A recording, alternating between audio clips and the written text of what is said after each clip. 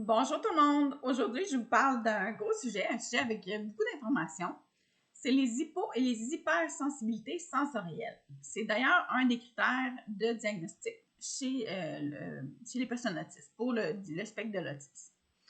Comme je vous ai déjà dit précédemment, le cerveau fonctionne de façon différente chez les autistes. Donc, c'est la même chose pour la perception des sens, pour la perception sensorielle.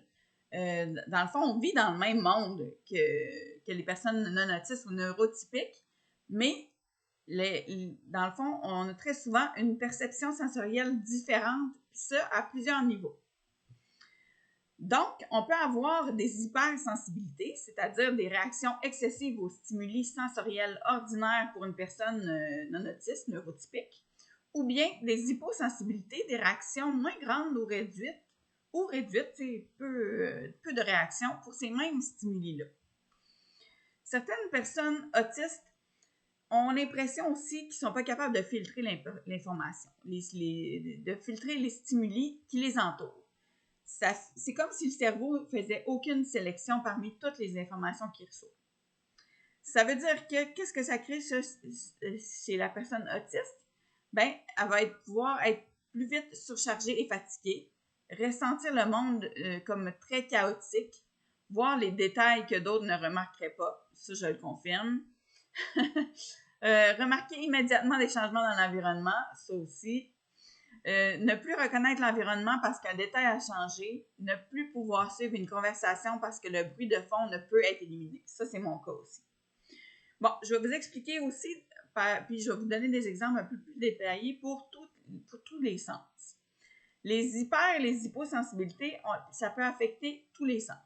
La vue, donc la voir, l'ouïe, les sons, l'odorat, les odeurs, le goût, donc la capacité à saisir les substances dans notre bouche, le toucher, comment on perçoit la pression, la douleur, la température, le système vestibulaire. Dans le fond, en gros, c'est ce que là, les structures qu'on a là, dans l'oreille qui nous permettent d'avoir de l'équilibre. Et la proprioception. En bref, on va résumer ça à ce que le système nerveux qui permet, c'est comme le système nerveux qui permet au corps de repérer sa position dans l'espace. Et puis, aussi, ce qui est important de savoir, c'est qu'un individu peut expérimenter des hyper et des hyposensibilités en même temps. Donc, il peut avoir être hyposensible au son et être hypersensible au toucher. Et une personne autiste peut aussi expérimenter des hypo et des hypersensibilités dans un même sens. Moi, c'est mon cas. Comme il y a des bruits, comme le grincement, le grincement dans un tableau, ou les bruits aigus, que si on coupe dans une assiette, que ça fait un bruit aigu. Moi, ça m'affecte pas du tout. Sauf que certains autres bruits, les choses bruyantes ou des petits bruits anodins, ben, ils vont me déranger totalement. Et bon, on va commencer par la vue. Par exemple, la vue, il y a beaucoup d'autistes qui sont hypersensibles à la lumière. Ils sont beaucoup moins capables de fonctionner là, dans des pièces avec des néons, parce que la pièce est très éclairée. Aussi, ils préfèrent être dans des endroits où la lumière est moins forte, où ils vont tamiser la lumière. Moi, c'est pas mon cas. Je pense même que je suis hyposensible à la lumière. Moi, j'ai besoin de lumière, j'ai besoin que tout soit éclairé tout le temps. Même que je fais de la luminothérapie pour m'aider pour la dépression saisonnière, pour m'aider pour réduire ça. Et puis, c'est une lumière super forte. Puis moi, ça me dérange pas. Puis mon conjoint est pas capable. Et lui, il dit, je sais pas comment tu fais. Donc, c'est vraiment, ça peut vraiment différer d'une personne à l'autre. Pour ce qui est de l'ouïe, pour les sons, ben plusieurs ressentent le besoin d'avoir des coquilles, des écouteurs en tout temps, surtout s'ils sont pas capables de filtrer là, tous les sons, ça devient vite, ça les surcharge. Donc, faites pas le saut si vous voyez des personnes avec des coquilles ou tout ça, là, c'est normal. Par exemple, moi, je suis pas capable dans les environnements trop bruyants. Je suis capable, mais ça m'épuise beaucoup. Ça me fatigue là, après un certain moment où le soir que j'arrive, c'est trop, je suis vraiment brûlée. Aussi, il y a des petits bruits qui me dérangent. Et, tu sais, un micro qui accroche, je suis pas capable là, de me concentrer, de comprendre, de garder la concentration plutôt. Aussi, les bruits des gens qui parlent. Mais je vais vous donner un exemple concret. J'étais dans la classe, la porte était ouverte, il y avait des gens qui parlaient dans le couloir, pas si fort que ça, mais moi, j'étais incapable de me concentrer sur ce que le prof disait à ce moment-là. J'ai levé ma main et j'ai dit, est-ce qu'on peut fermer la porte? Je ne suis pas capable. Ensuite, je voulais vous parler aussi de l'odorat. Je crois que c'est mon hypersensibilité la plus marquée. En vieillissant, c'est moins pire, mais surtout quand j'étais jeune, merci mes parents parce que ça ne devait pas être super facile à gérer. Les odeurs de bouffe, j'avais vraiment de la difficulté. Je me tenais souvent dans le sous-sol, donc là, ma mère cuisine beaucoup, c'est une super bonne cuisinière, mais les odeurs de bouffe, je suis pas capable. Fait que je demandais tout le temps, il fallait qu'il ferme l'échangeur d'air, que ça soit qu'il soit fermé pour pas que j'aie d'odeur de bouffe dans le sous-sol. Puis il fallait aussi que ma porte de chambre soit fermée là, en tout temps pour pas qu'il y ait des odeurs qui restent. Le goût, pour moi, c'était pas un enjeu aujourd'hui. Quand j'étais jeune, j'étais très, très difficile. Par contre, il fallait souvent que ma mère me fasse un menu à part pour que je mange. Je mangeais, par exemple, juste du spaghetti avec du beurre, pas de sauce. Je n'étais pas capable.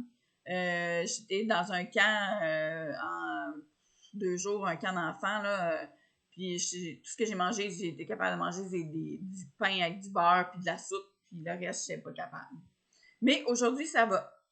Mais il y a beaucoup de gens, il y a beaucoup de personnes autistes qui vont être pas capables d'un aliment en particulier, soit la texture, soit l'odeur, le goût, tout ça. Il va y avoir comme une espèce d'aversion totale, là, comme, je sais pas, du ketchup, de la moutarde, ça peut être n'importe quel aliment. Ils vont avoir des particularités comme ça.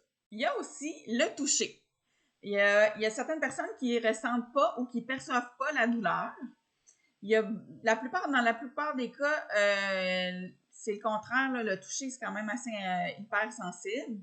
Il y en a beaucoup qui ne sont pas capables de la texture de certains tissus sur leur peau, certains vêtements. C'est pour ça qu'il y en a beaucoup qui vont peut-être porter des vêtements avec des tissus plus doux, plus confortables. Il y a aussi de se faire toucher. C'est quelque chose. Moi, ça fait partie aussi, là, mais la plupart des autistes, en tout cas, moi, de ce que je connais ou que je vois dans les médias sociaux, on n'aime pas ça se faire toucher. Mais moi, ça va avec ma famille, mon conjoint, ma belle famille, tout ça. Je veux dire, mes proches dans ma vie, là, mettons une amie proche aussi, ça serait correct. Mais sinon, les étrangers, je leur marque tout de suite, puis je suis pas capable. Exemple, il y a un prof, mais tu sais, il y en a des profs, des personnes qui vont plus toucher dans la vie, c'est sans mauvaise intention, c'est bien correct. Mais moi, mettons, me faire toucher l'épaule, ça m'est arrivé mon prof l'autre jour, puis mon autre prof féminin l'autre fois. Puis, le faire toucher le bras, l'épaule, non, je suis pas capable, je le remarque que je suis vraiment, là, je suis pas capable. Là. Il y en a qui serraient la main, tout ça. Moi aussi, j'aime moins ça. Puis il y en a qui aiment vraiment pas ça, là, qui sont pas capables. Il y a également, là, dans les sens qui peuvent être affectés, ben, là, comme l'équilibre et aussi de savoir la proprioception, là, de savoir où se situe son corps dans l'espace. Moi, j'ai pas de problème avec ça. Mais j'ai vu quelqu'un dans mon TikTok qui est une autiste elle était en vélo, puis là, il y a quelqu'un qui a parlé, puis ça l'a déconcentré ou qu'il y a eu un autre stimuli.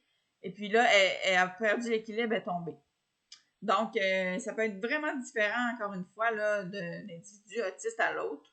C'est pour ça que c'est tellement un spectre, puis qu'il y a tellement de différences. Mais dans la plupart des cas, en conclusion, dans la plupart des cas, ben les stimuli sensoriels, les sens, ça va être perçu différemment, puis ça peut être vraiment à différents niveaux chez les personnes autistes.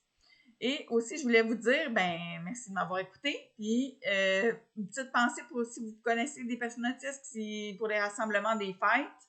Je sais que là, les rassemblements, c'est beaucoup diminué, Mais faites pas le saut. Il y en a qui peuvent être surchargés là, parce qu'il y a beaucoup de bruit, de la lumière, des odeurs, les toucher, des gens qui touchent.